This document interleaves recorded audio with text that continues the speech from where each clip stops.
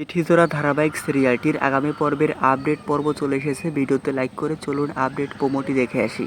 নতুন পর্বে দেখা যাচ্ছে স্রোতের সঙ্গে রায়ের ঝামেলা হচ্ছে যে নীলুর সঙ্গে সে এখনো যোগাযোগ রেখেছে। নীলুর সেই খারাপ আচরণের কথা সবকিছু জেনে গেছে এবার রায়। স্রোতের সঙ্গে কি করেছে সবকিছু জেনে গিয়ে প্রচণ্ড রেগে গেছে, বিপদের মধ্যে দুজন। তারপর এইদিকে নীলুর এবং ক্রান্তিকে ধরছে পুলিশে, চারিপাশে ঘেরাও করছে।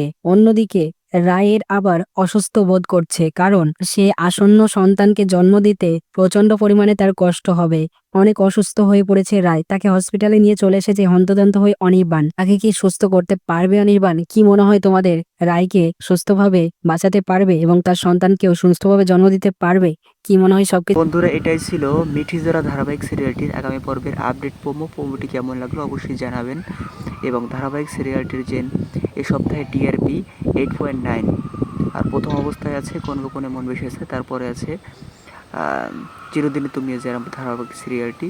তো ওটাও এখন সপ্তাহে ভালো পরিমাণে টিআরপিতে এগিয়ে আছে। এবং দেখা যায় জি বাংলার কিন্তু কয়েকটা সিরিয়ালই বাদ হয়ে যাবে আগামী সপ্তাহে। তো সবার আগে সবার প্রথমে আপডেট জানতে আমাদের চ্যানেলের সাথেই থাকুন। ধন্যবাদ।